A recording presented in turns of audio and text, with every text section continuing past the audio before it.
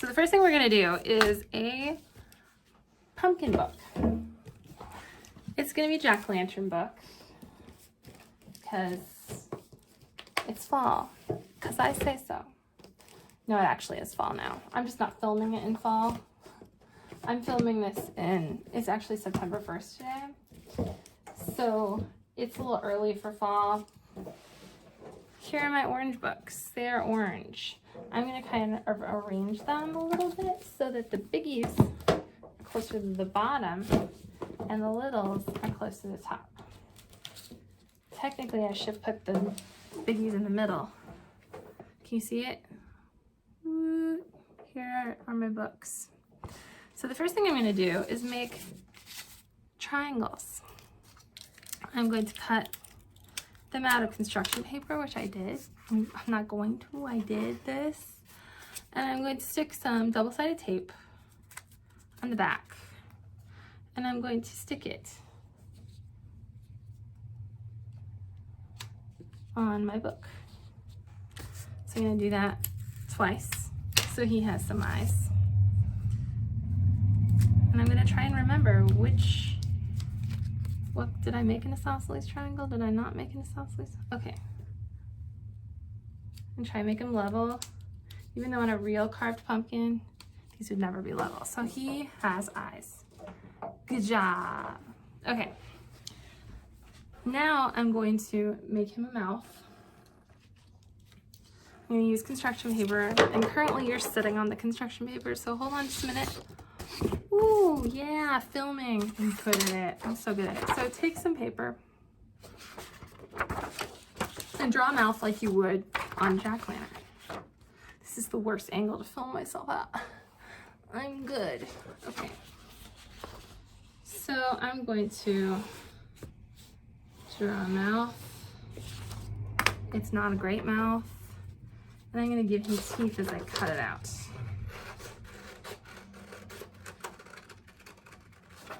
We're trying our best here.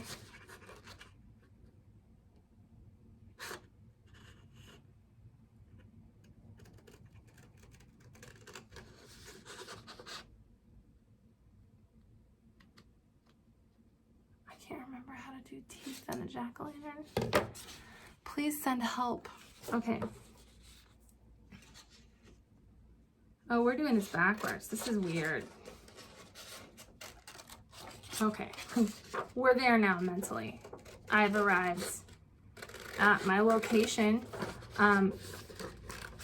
Yeah, I'm thinking about negative space in a way that I mentally was not prepared to think about negative space. It's okay. Nobody expected me to have a day where I was feeling particularly smart today. Okay, see, negative space in a weird way. So that's gonna go on his face like a mouth. I'm gonna hold it up a little higher so you can see it. Mouth. Here, there's a better way to do this. Ah. Mouth, mouthy mouth, okay? He's gonna be a pumpkin. Maybe I'll just leave the camera here. Look at that. Why didn't I think of that before? This is why I need a professional staff. You don't need to know me. You don't need to see me. You don't need to be in this room with me. You can just look at this, the thing we're working on. That's called directing. Somebody needs to send me to film school. Okay, we're gonna call that our pumpkin mouth. Isn't he cute? Okay. Then we have this green paper. And I am just going to give him a stem in the easiest way that I can think of to do it, which is that I'm going to cut a strip of green and we're going to fold it like this and then attach it like that. He's going to have a stem. It's going to be great. You guys are going to love it.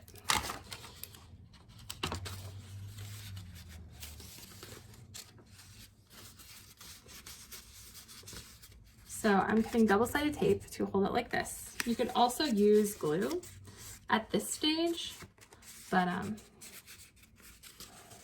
not gonna do that, because if I were to do that, oh, I just ran out of double-sided tape, guys. we're in trouble. Not really. This pumpkin is basically done. There's our jack-o'-lantern. He is done. Now, if you do this at home, you can give it a leaf. You can give it a little curly vine that hangs down. You can do a lot of things with this, but I'm not going to do that because that's how basic I'm going to be about this. Now, there are lots of different versions of this that you can make. You can make it look like a ghost with white books. You could make it look like Frankenstein's monster, not Frankenstein, but Frankenstein's monster with some green books. You could make it look like a vampire of some kinds. There are lots of things that you can do. The next thing I'm gonna do is a ghost. So he's leaving. And I will let you guys experiment at home if you want to make some other books. Here's Ghosty. Now when you make the ghost, you might say, wow, there's a lot of writing. Well, that's true. There is a lot of writing on the sides of books that is in a bunch of colors that's not ghosty. If it bothers you, you can always take a sheet of white paper and just fold the white paper around this. I'll show you how real quick because I have some white paper here. You'll need to trim it to the width of your book, but basically just do that and stack it like this.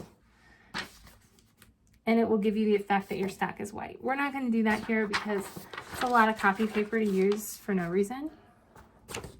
Because I want people to still see what books we have here. So we're going to make a ghost. So to make a ghost, I'm just going to do 2 eyes. You can't see me do this. And then a big mouth. And then I'm going to cut it out. See, y'all can do this at home with your books. Or check out books at the library and use us as decorations and then read us and then send us back. I say us as though you're checking me out from the library like a book. You're not. You're checking a physical book out. Please don't try and remove the librarians from the building in order to use this for display purposes. That's not what we're here for. Now, I ran out of tape, so give me a second. I think there's tape back there. I'm gonna look.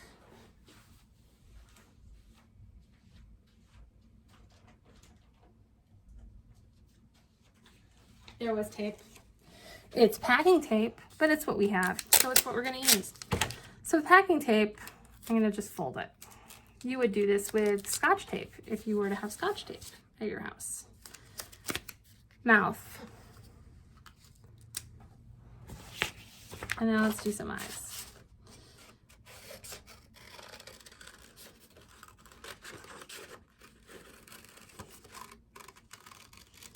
When you're cutting a circle, it's best not to cut like that because you get pointy edges. Stick your scissors and start to cut and just turn the object that you're cutting rather than the scissors, and you get a smoother cut. And beautiful. You can always nip edges off if you need to. I should just do a video that is cutting because the number of people that I meet at teen programs that have trouble cutting circles, you need this in your life. You need to practice this because you can craft anything at all if you can cut a circle. Okay,